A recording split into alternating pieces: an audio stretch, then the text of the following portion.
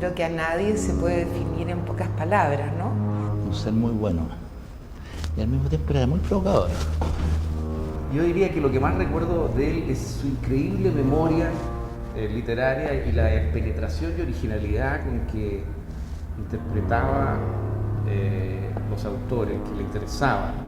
Nunca estableció un diálogo que no te incluyera. Y yo creo que fue parte de una caballerosidad que implicaba una distancia también. O sea, él siempre le respondió a todo el mundo, siempre le dijo cualquier cosa a todo el mundo. O sea, bueno, lo sabía todo.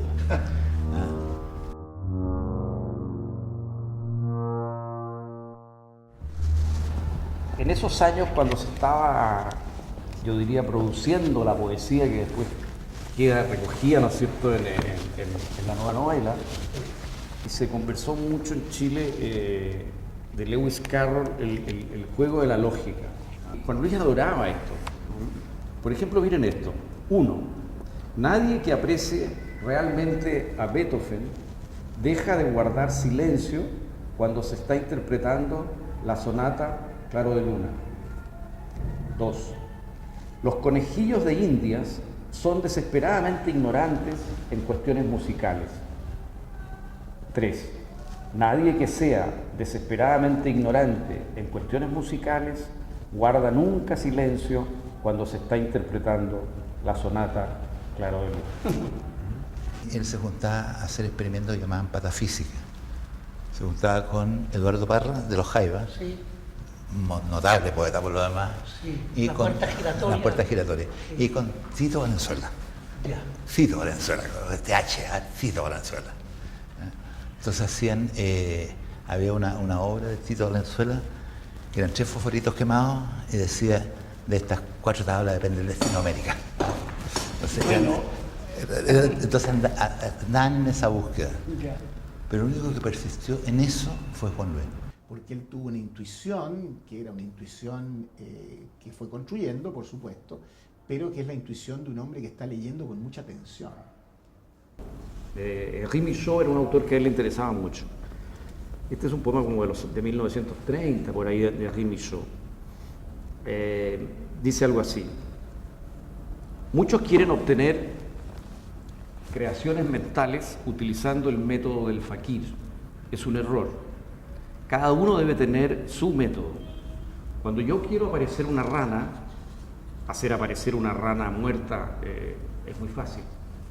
Yo no me empeño, más bien me pongo mentalmente a pintar un cuadro.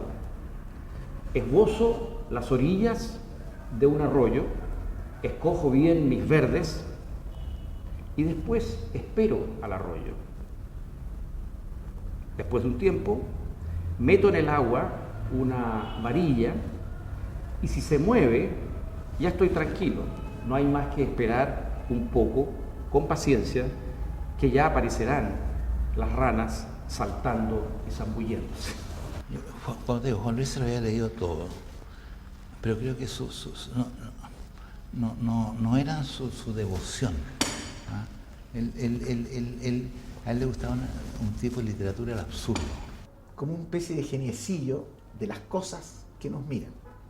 No era yo diría, no era Esquilo, no era Sófocles. No porque no lo conociera, pero no era ese mundo que a él lo apasionaba, sino lo apasionaba ese asunto que estaba bordeada la demencia permanentemente. ¿Es esto una novela? Yo creo que no. Por lo menos en mi concepto de novela yo creo que no es una novela. La sensación de estar hojeando, después de pocas páginas, un mundo. Es una carita oculta que a uno lo mira. Entonces, es como mirar desde el fondo de la escritura. Es como otra manera de entrar al mundo de la poesía. Entonces yo creo que él le puso nueva novela como una manera de provocar y decir: esto no es la poesía tradicional, es otra cosa. Y ese libro me dio una suerte de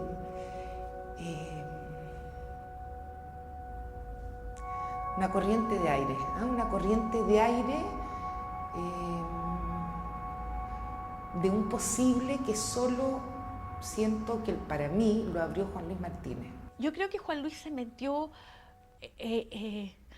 sabiamente y desde otro lugar en toda la cultura occidental, pero mirándola siempre desde un ángulo, desde su ángulo, y con mucha ironía y con mucho humor. Por eso digo que el libro, tanto la nueva novela como Aproximaciones, son un modo de instalar esta espacialidad en una intimidad enorme con las palabras y con el pensamiento, porque son palabras siempre escogidas, uno siente en un trabajo casi geométrico también, ¿eh? Mira, por ejemplo, lo de Tardieu es muy interesante porque Tardieu no es un poeta tan conocido, digamos, pero mira este tipo de verso de Tardieu, tengo aquí algunos traducidos. El espacio. Dado un muro, ¿qué ocurre detrás? ¿Cuál es el camino más largo entre dos puntos? Dados dos puntos A y B, ¿cómo hacer para desplazarse de B a A sin que A lo note? Eso fue lo que a Juan Luis le interesó y lo metió tal cual en el comienzo, de la nueva novela. Por ejemplo, prolongue, aquí esto es Tardieu. Problema 1, prolongue una línea recta al infinito. ¿Qué encontrará al final? Entonces le contesta Juan Luis. Se encontrará el comienzo de la misma línea recta transformada en una curva propensa a cualquier tipo de regresión. Entonces él interviene en el poema de Jean Tardieu transformando estos ejercicios que Jean Tardieu propone a un alumno imaginario. Entonces Juan Luis se pone a contestar, pero luego él empieza a expandir esto, ¿no es cierto? Está constituida por el acercamiento de cosas que pueden ser muy distantes, pero que son capaces de crear una realidad que es enteramente nueva. Es decir, también invita a que el lector se ausente de sí mismo, ¿no? Para encontrarse en este libro con el no autor. Entonces, esa ironía para mí es la que muy rápidamente sumerge. Porque esto es en sí lo provocador. Esto, o sea, la gente lo lee y dice, empieza a pensar. Si la transparencia se mirara a sí misma. ¿Te fijas? Y ya esto es una bomba de pensamiento. Entonces, es tan loco como lo hace Juan Luis, porque Juan Luis entra en la paradoja, que es lo que el pensamiento occidental, ¿no es cierto?, no admite paradoja, es blanco y negro, etcétera, admite binomios, pero no paradoja. De alguna manera esta metodología, lo que quiero decir de Jean Tardieu, es la que él va a aplicar a otros temas, ¿no es cierto? La idea como de dar instructivo, como de jugar con el texto de esa forma.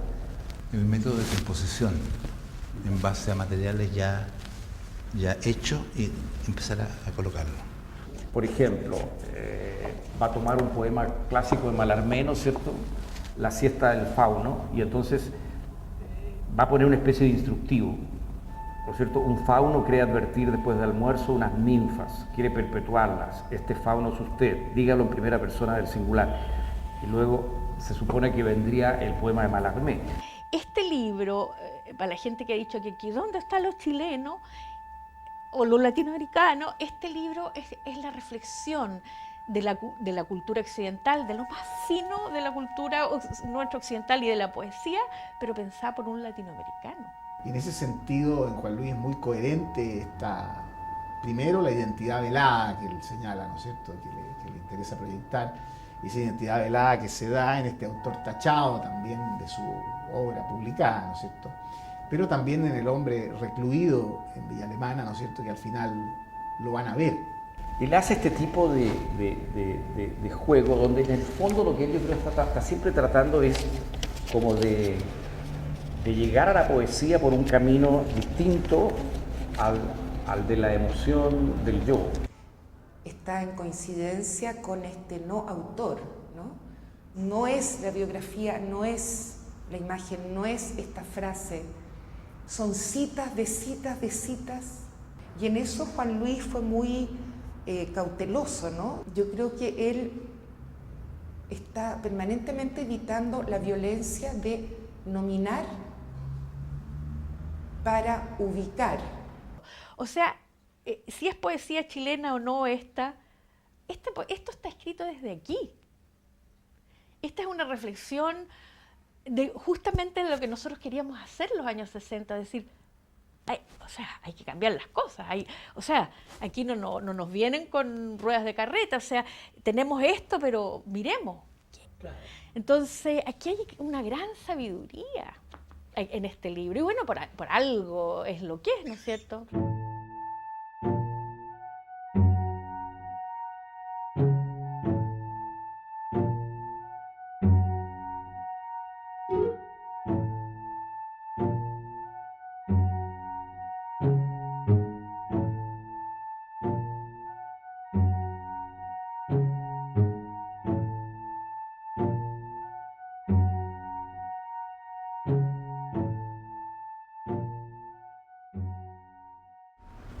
Había un amigo que se llama Miguel Huerta, que sabía como 3 idiomas y él le traducía. Le traducía todas las cosas del Lupasco, del lógico. Y Miguel Huerta, que era un lógico que vivía en Viña del Mar, que tenía estudio de lógica, que era un lógico, él le traducía y nos hacía clases de Lupasco. No le gustaba que le tomaran fotos tampoco. Incluso rechazó algunas fotografías, ¿no es cierto?, de fotógrafos importantes. Por eso es muy agradable conversar con alguien que no se deja fotografiar, ¿no? Yo he insistido en respecto a algunas de las piezas visuales, por lo menos de Juan Luis, que son las piezas más antiguas. Porque una cosa que sí también he sostenido varias veces, digamos, es que Juan Luis se dio a conocer primero por la plástica que por la literatura. Con él conocí a Nicanor Parra. Me llevó a su casa, me acuerdo. Fuimos con el Gitano Rodríguez.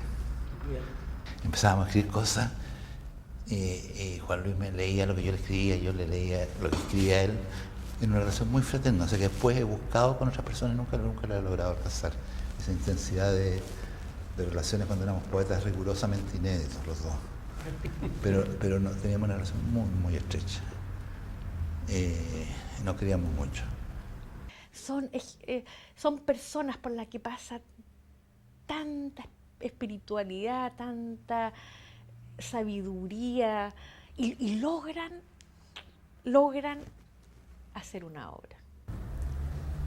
Y lo que yo siento que al final hizo Juan Luis lo podría poner como algo así.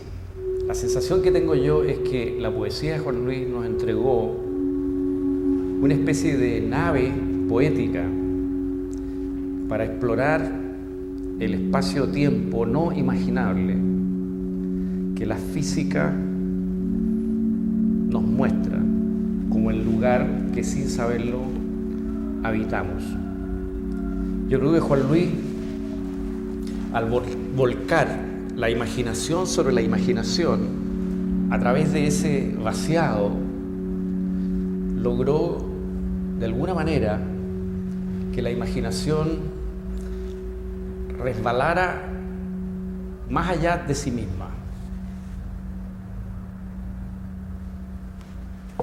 Auto.